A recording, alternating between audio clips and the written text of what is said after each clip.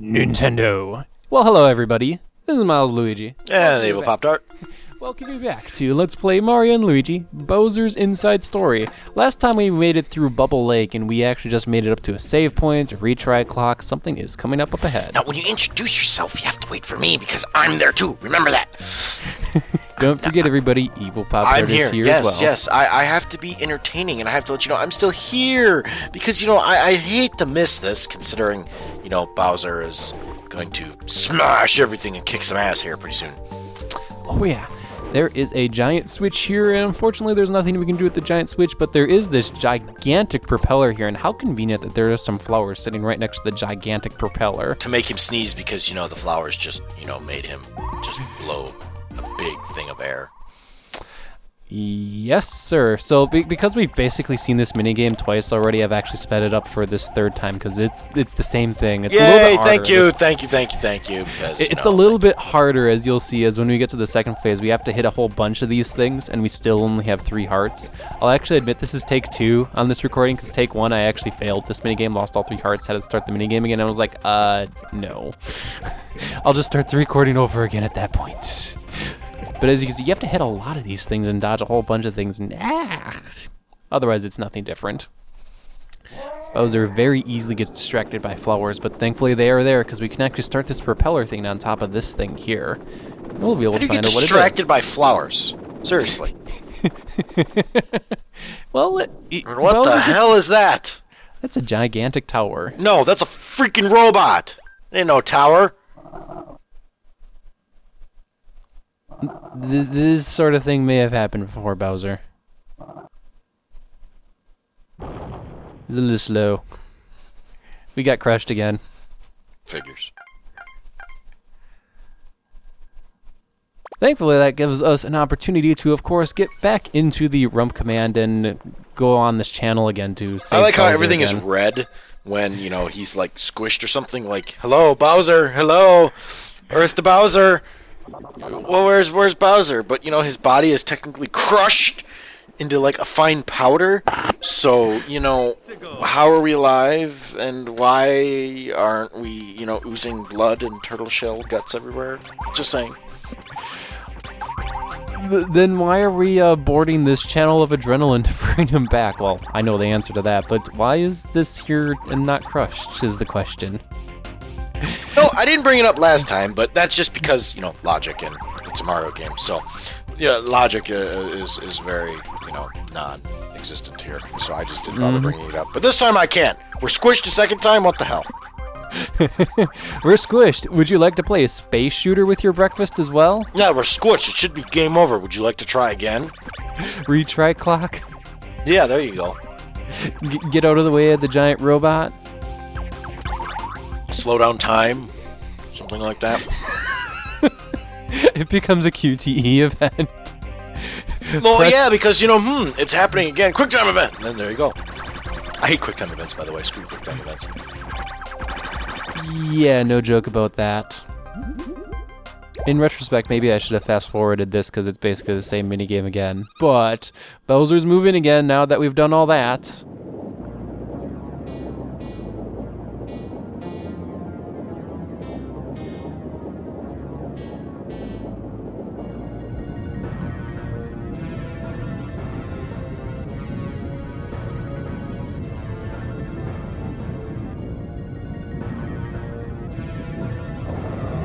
Not such a fine I've gone and taste pissed anymore. Bowser off, so, Oh, the robot doesn't show any sign of slowing down. Why in the world was there a giant robot in the lake? Okay, Nintendo logic. Thanks, Nintendo. Why does that screen remind me of Mighty Morphin Power Rangers or something? It might as well. This boss battle here is against the Tower of Yikk. And the Tower of Yikk battle, we have to fight him over a big, well, there's lake on the left, lake on the right. So, it should go to stand that we need to lock him into the lake, which thankfully the game just plops us right here so we can plop him right into the lake right away. The idea is while he's out of the lake, he doesn't take very much damage. In case you didn't notice, there's a tiny little sliver of damage that he took from that plunge. But while he's in the lake, he will take a lot of damage because we can punch him in the head. And because, you know, water rusts metal, right? Because he's made out of metal. Just saying. He's made out of iron, not steel, so therefore he rusts. Steel eventually rusts too, but it's just, you know, rusts slower. That's true. So the idea is when we knock him into the lake, we want to keep him in the lake as long as possible so that we can really wallop on him. So can we just like hold his head underwater? That would, you know, make sense. It would make a lot more sense than doing this turn-based thing because after a while, Yikk here has a guaranteed chance of getting out of the lake, just like that. Like, yeah. And unfortunately, that kind of resets the battlefield. Like, we started right next to the lake too, but unfortunately now we're kind of in the center of the stage. What the hell are those things? Well, those things are those little mole things. If I can remember their names moles? here. Similar thing. They're the fossil moles.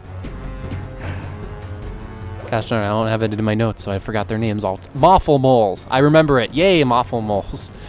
They try to repair the Tower of Yikk, and thankfully, you only have to do a flame attack, and you don't have to do the flame attack well, because actually, for this specific recording of Bowser's Inside Story, I forgot to set up the microphone. The microphone device wasn't set to the right thing, so I was just like, well, screw it. Thankfully, I don't actually need to do good fire attacks. So in a sense, I'm kind of simulating what it's kind of like to play this game when you have the DS microphone, and you just, yeah. But yeah, you don't want to let those Moffle Moles repair this tower because, well, then the battle takes longer. So this bomb is an FYI. How did you miss that? What the hell? Exactly. I don't exactly know what you're supposed to do to dodge that because I've still haven't figured out exactly how to knock it back because it looks like, yeah, you're supposed to just knock it back, but it doesn't quite work. On one of the previous attacks, we actually got some mushrooms as a part of the attack, and we can actually use a big mushroom to heal. It's about half of our health if we choose to. I don't exactly use it in this battle, but it is an option for you. But thankfully this time that bomb wasn't a rally, so it was just one bomb knock him in, and there we go. Now we can actually start doing some serious damage to him.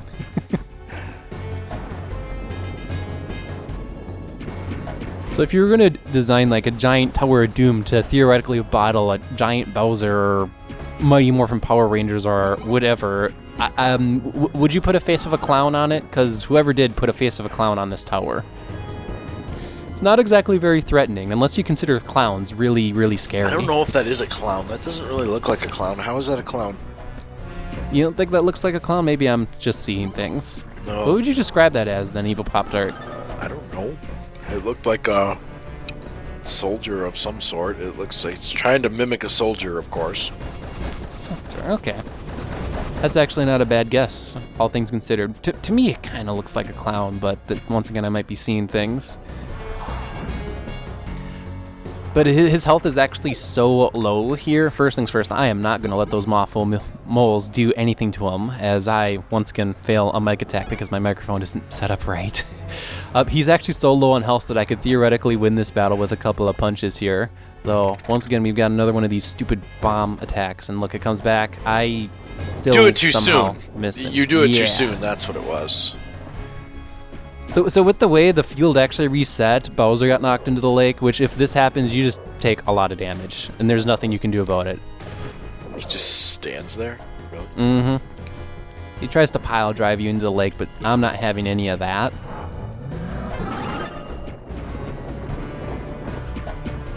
And normally this battle ends with him in the lake, but not here, so he's going to explode on land. Bye-bye. We win! Hooray! And we even got star candy for our efforts. A rare and almighty powerful star candy. Which everybody in the comments said, "Oh my god, Milesluigi, you missed a star candy. Why did you do that?" Super ultra backtracking extravaganza. Today is not the backtracking episode, everyone. I will get them during the backtracking episode. Yep. Before we go fight the boss and, have a stockpile of crap, so. Ouch, that looked like it hurt. That was a belly flop onto the ground.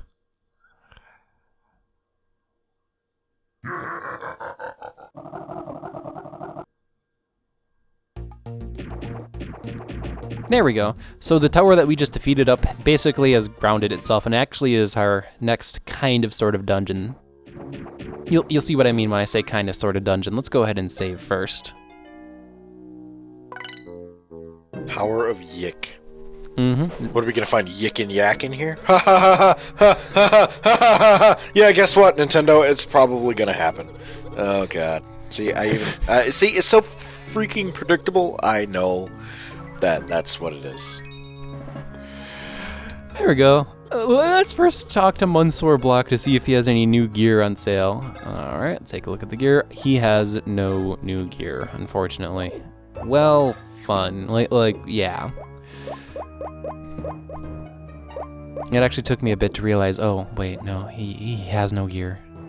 No, the correct words are balls. Just balls. Balls.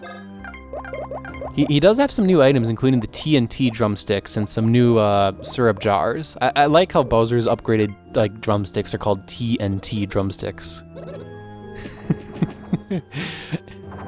Just imagine if you went to a place where you order like wings or drumsticks, and one of them is described as the TNT wing or the TNT drumstick. I wonder how spicy it is. I can see a drumstick called that, or a wing. That would be pretty spicy. It would, TNT is pretty explosive, so when lit on fire, and yeah, so I would only assume that it's probably pretty warm. Probably. Poser has found a book.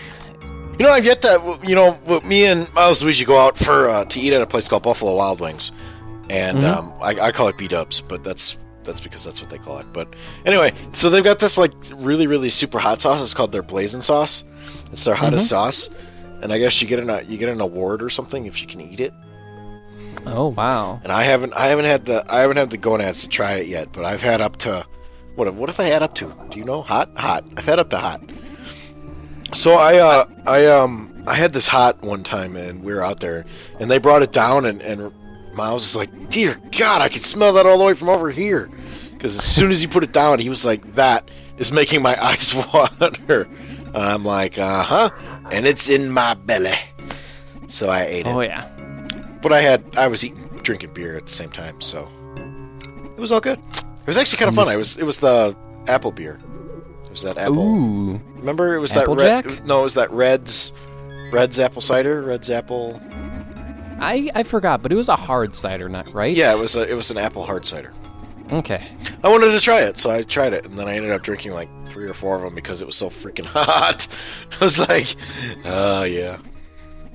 Anyway, well, okay. Well, don't eat too many hot wings or drink too much, because otherwise you'll end up like Yik here. Because Yik was actually, I guess he was a soldier. He kind of died, but he invented something called the Boo-ray machine.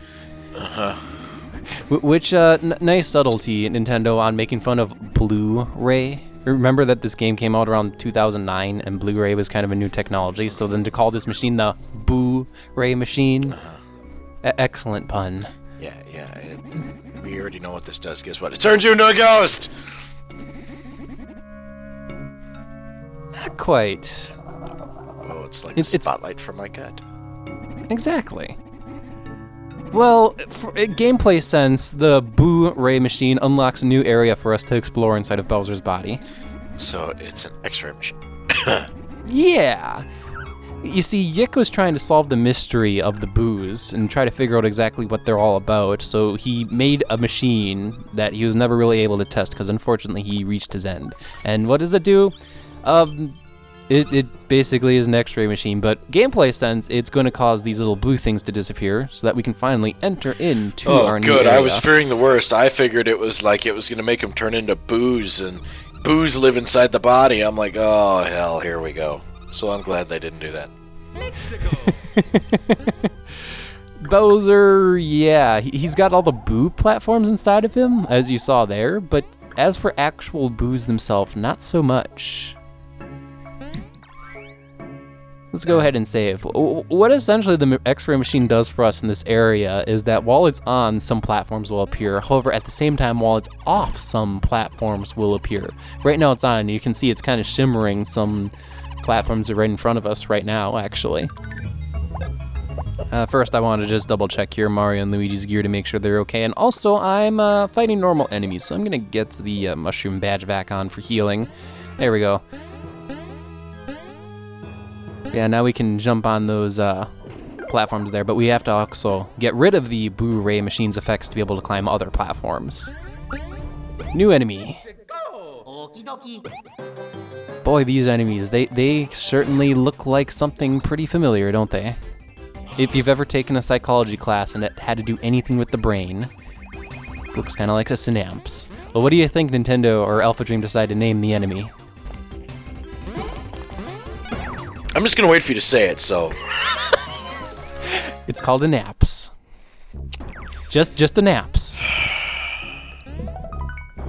This one's not that bad, Evil Pop Tart. Instead of leave me alone to face palm to myself. Okay. The idea behind the naps is that every turn it has an attack. It'll generate 2 balls. You can see what color the balls is initially, but then they both become blue, and then they get tossed at Mario and Luigi. I'll be honest, the attack when I first played this game, the timing on it was just really, really weird, so I messed it up a lot, but once you learn how to pay attention to it, figure out which energy ball is which, it's not too difficult of an attack to follow, actually. It's more so of a matter of learning when to jump, because the balls are thrown in succession there, and you just kind of have to learn the timing from Luigi to Mario, or Mario to Luigi, whichever order it ends up being in, which I'm failing there, dodging the first one, but not the second one. But otherwise, they are not too difficult of an enemy. The one other thing that they can do is that if there's only one left on the battlefield, they can split just like that to get more turns, effectively duplicating themselves. But the thing is, whenever they do that, like their duplicates have less HP, so they can be defeated really easily if they duplicate like that. Here we go. By jumping up to here, we can actually take a look at the map and you realize that, oh, I haven't quite gotten everything here. There's just this random trail of coins here, and I miss a couple, and I don't know what their purpose is other than just being a trail of coins that leads you back down. I am very confused, game. I don't know exactly what that was. If we go ahead and enter into this red pipe here, this will actually take us kind of to our central hub. This area is kind of like its own dungeon. Well, it is a dungeon, I guess. And that door there, gee, I wonder where that leads to. But we can't quite enter it because we have to first find a whole bunch of triangular shaped things to be able to enter into the door. Oh, damn it, not again. So, but before we do that, I actually want to head back really quick here because I haven't gone left here on these platforms yet, and it leads over to a question mark block. There it is. And the question mark block, oh, I did that all for a nut.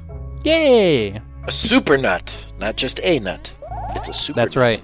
It's a super nut. It heals even more SP than a regular nut. Yes, and it's super. Mm-hmm. So the idea is we need to find 5 star panels to be able to unlock, well, the lock up ahead. Whoa, So- 5? Mm-hmm. The hell is this 5 crap? Because there's 5 ends to a star. There's basically 5 separate areas that we need to enter. Why Evil 5? Pop-Tart. I don't want to go through 5.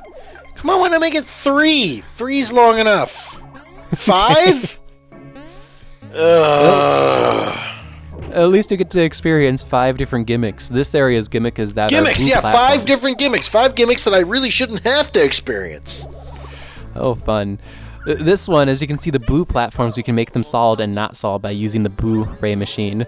Alright, so I've now ran into 5 different napses. At this point, I really want to point out that fire flowers are amazing here, and part of the reason why they're amazing here is because napses are actually weak to fire flowers. So just watch this one fire flower go. Dead. One attack. That was essentially an I win button. Yes, I like those. More of those. A lot. More of those to get through these crappy areas that I gotta go through. Oh, what the hell are these? These things, they are called peps. And I'm going to go ahead and show them off like in for another battle. peptides? Sure. Sure, yeah, sure. We'll go with that, the Evil Pop-Tart. Actually, let's go back here because I could just like completely fast forwarded this, and it was just due to editing that I happened to fast forward this battle against the Peps.